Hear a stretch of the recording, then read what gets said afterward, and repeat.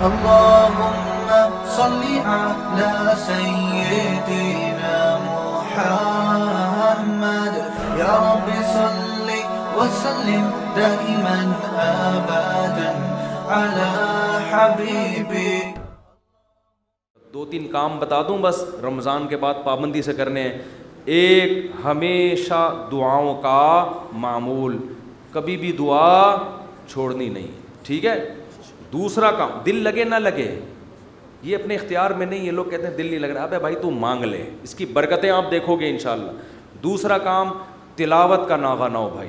جتنی خواتین بیان سن رہی ہیں، مرد بھی، روزانہ پابندی کے ساتھ قرآن کھولنا ہے. ایک دفعہ یہ جو ایک دفعہ بند ہوتا ہے پھر رمضان میں جا کے نکلتا ہے، یہ قرآن کے ساتھ بے انصاف. کبھی کبھار جو حافظ ہیں ان کو تو اللہ نے بڑی سہولت دی ہے، 15 منٹ پڑھ لو، آدھا گھنٹہ پڑھ لو، تھوڑا پڑھ لو لیکن پابندی کے ساتھ. کوشش کریں گے کہ نہیں کریں گے گھروں میں بھی. اور تیسرا کام، تسبیحات. اللہ کا نام ہے نا اس میں. دیکھو لا الہ الا اللہ اس وقت نکلا نا جب جہاز ہچکولے کھانے لگا، تو ابھی کوئی بھی ہچکولے نہیں کھا رہا، ابھی نہ کوئی اللہ الحمدللہ کچھ بھی نہیں ہو رہا. تو ابھی لا الہ الا اللہ صبح 100 دفعہ، شام کو 100 دفعہ. تیسرا کلمہ پڑھ لیا سبحان اللہ والحمد للہ ولا الہ الا اللہ واللہ اکبر. یہ تیسرا کلمہ اللہ کو اتنا محبوب ہے، حدیث میں آتا ہے سورج جن چیزوں پہ طلوع ہوتا ہے، جتنی چیزیں ہیں ان سے زیادہ محبوب اللہ کو یہ کلمہ ہے.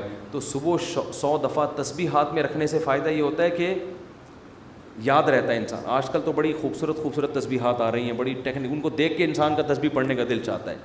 اور اس میں دھوکے بھی ہوتے ہیں. میں نے منگوایا تھا انٹرنیٹ پہ نا، تو ڈبہ آ گیا تھا اس میں تسبیح نہیں تھی.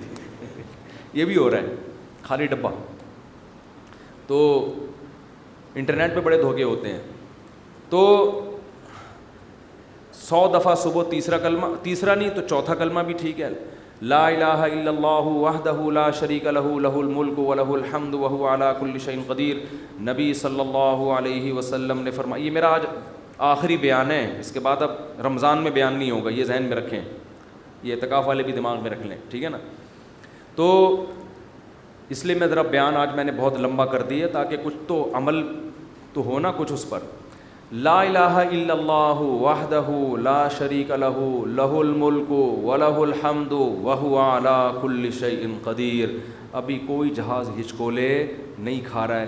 100 دفعہ صبح یہ پڑھ لو، 100 دفعہ شام کو یہ پڑھ لو، بیٹھ کے پڑھ لو، چلتے پھرتے پڑھ لو.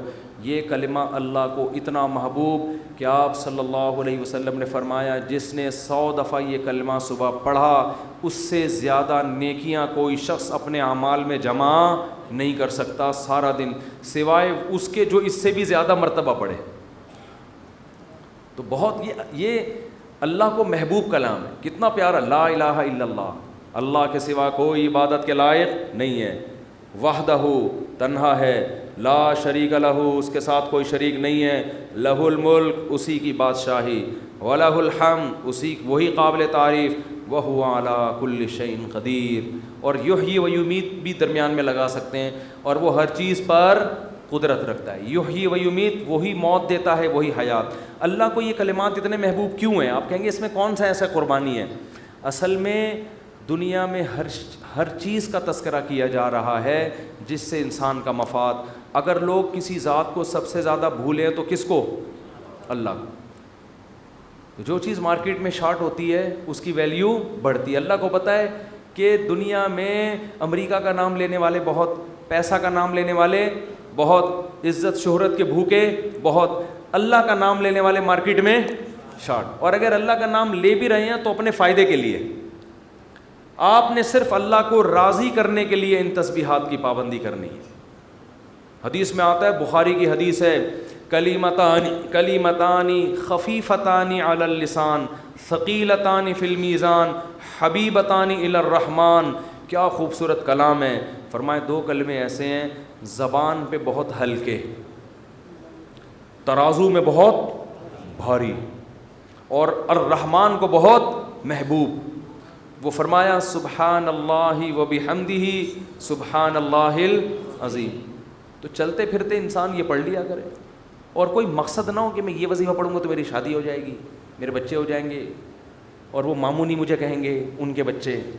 یہ چکروں میں نہ پڑھیں. اللہ کو اللہ کا نام لیں اللہ کو خوش کرنے کے لیے. اللہ کو اللہ کا نام لینے والے لوگ پسند ہیں. اور میں گارنٹی کے ساتھ لکھ کے دے دوں آپ کو, اس سے جو دل میں سکون ملے گا وہ سکون آپ کو کسی نفسیاتی ڈاکٹر کی کاؤنسلنگ سے اور کسی سائیکالوجسٹ کی کاؤنسلنگ سے نہیں ملے گا. آپ کو ایسا سکون ملے گا. آپ یہ پابندی تو کریں لیکن سکون کے چکر میں نہیں کریں, یہ پھر نہیں ملے گا سکون. اگر آپ نے ٹرائی کیا نا کہ میں اللہ کا نام لے کے دیکھتا ہوں سکون ملنا ہے کہ نہیں ملنا, پھر نہیں ملے گا. یہ تو ایک ویسے ہی اللہ کی طرف سے سہولت ہے. تو روزانہ خواتین بھی مرد بھی صبح و شام کم سے کم 100 مرتبہ تیسرا یا چوتھا کلمہ صبح اور 100 مرتبہ. یہ میں بہت ہلکا پیکج دے رہا ہوں, اس سے آگے تو پھر یہ تو کم سے کم ہے.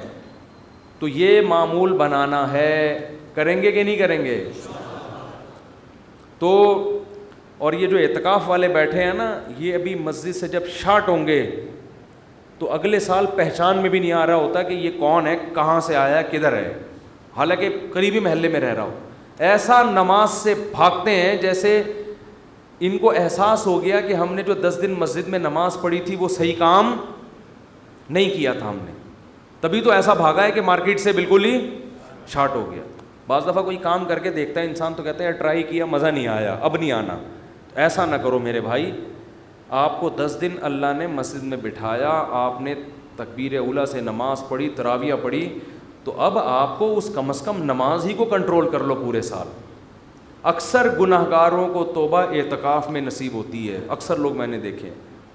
تو آپ اس توبہ پر قائم رہیں, مسجد سے تعلق بولو بھائی برقرار رکھیں, اور قرآن کی روزانہ تلاوت کا معمول ہو, اور ذکر کا معمول, دعا کا معمول. یہ 3 معمول گھروں میں پابندی سے بنانے, مردوں نے بھی اور خواتین کے جو ایام ہوتے ہیں جن میں وہ مینسز سے ہوتی ہیں, اس میں صرف تلاوت نہیں کر سکتی, وہ دعا بھی مانگ سکتی ہیں اور تسبیحات. اس تسبیح میں 10 دفعہ درود شریف اور استغفار کا بھی اضافہ کر لیں.